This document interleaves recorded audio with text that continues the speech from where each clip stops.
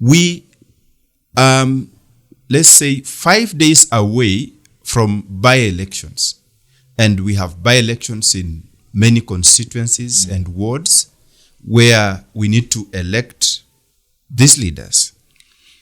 But out of those constituencies or areas that will have these by-elections, we have, let me say, 2 which are like they are seen all over. Malava is just right here. Our neighbors. In fact, it's our neighboring constituency. Yeah, sure. And we've seen a lot is going on there. And it's like in every news we see Malava, and then you see Mbeere North, then Malava, Mbeere North. I want us to look at these 2 constituencies.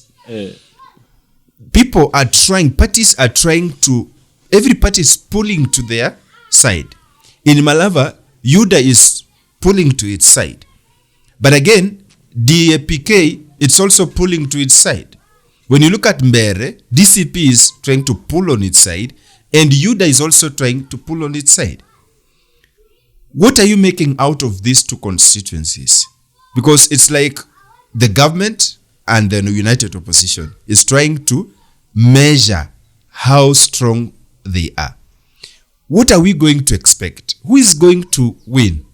And will we have the youth bringing a change in these 2 constituencies? Let me start from Valentine. Okay.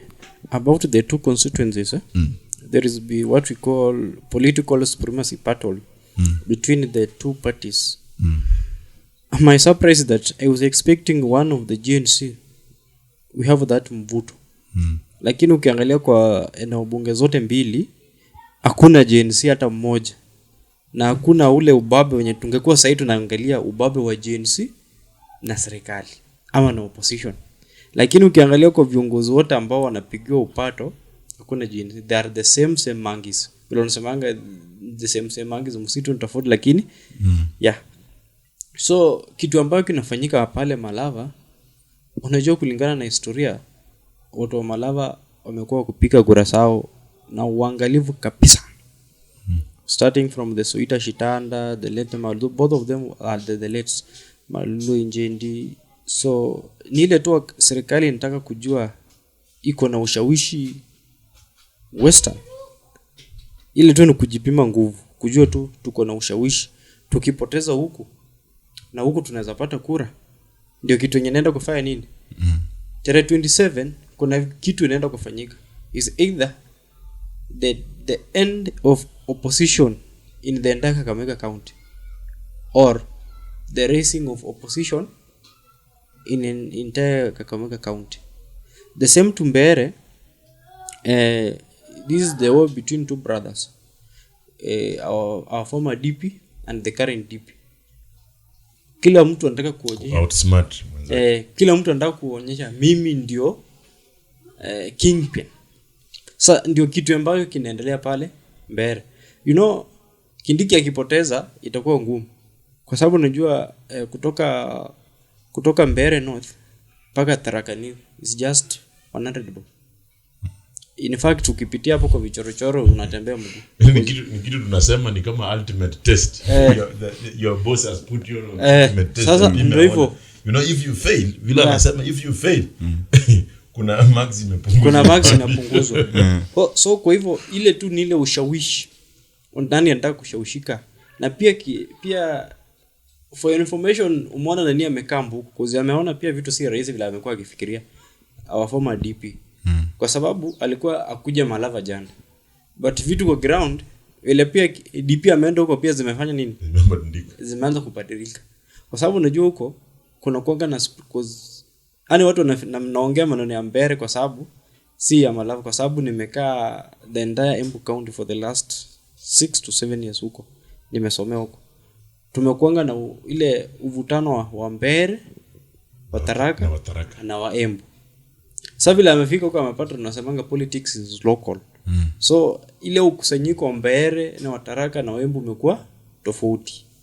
So huko pia siku rahisi. Na pia former DP anajua akipoteza ataenda kwa meza united opposition kusema mimi ndio kingpin. Okay. Yeah. I can see the sense. So unaona, Yes. so lazima hata yeye apate Malava ndio akienda kwa ile negotiation aseme so unaona mimi ndio na unajua chama si chake DCP si DCP imesimama huko, ni chama cha DP, Democratic Party ya former Attorney General and the former Speaker Mbeere. So pia Gachagua alijua si kurahisi, ndio maana kwa the draw candidates yake. Unajua in a way hata akipoteza pia is just he has not lost anything because chama chake kiko huko. Pia pia the former speaker ndio atakuwa na uzito kwenda kwa tebe kwa sababu hiyo kiti inatoka ina mbungo lake. Yeah. Okay.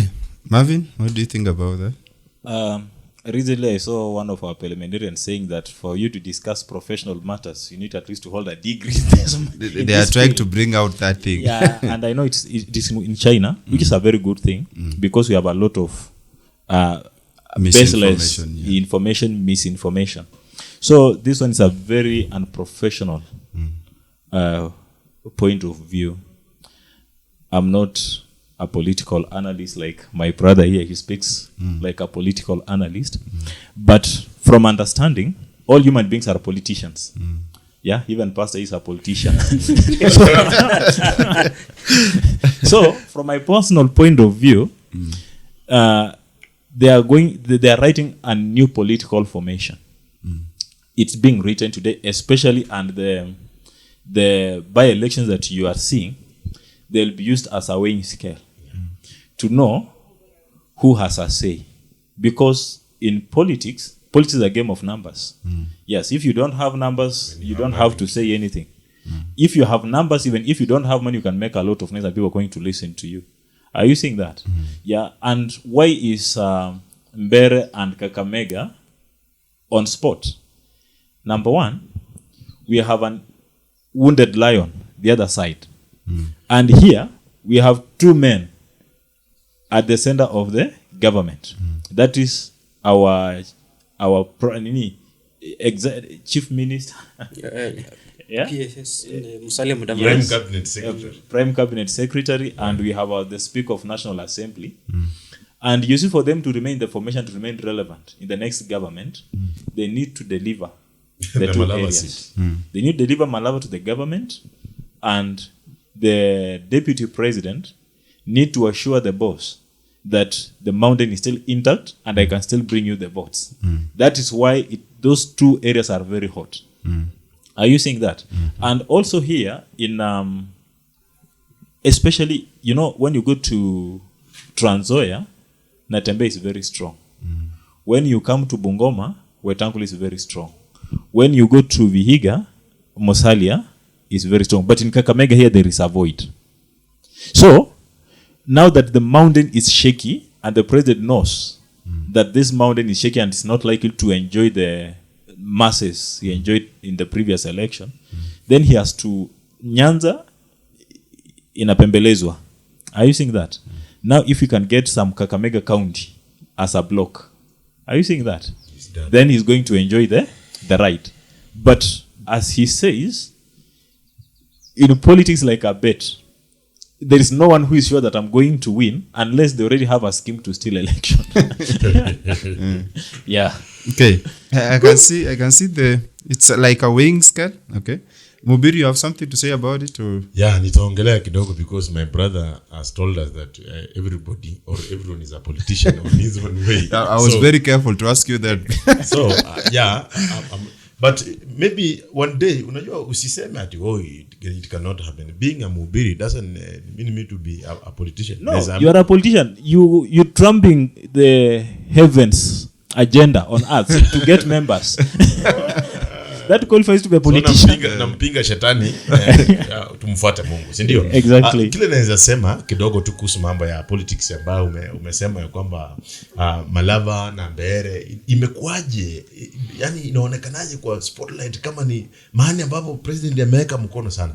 What I can tell you is this, you know very well that the former MP, the late MP for Malava, Malolo Injendi, was in government through ANC. So from ANC, ANC was folded and then wakaingia UDA.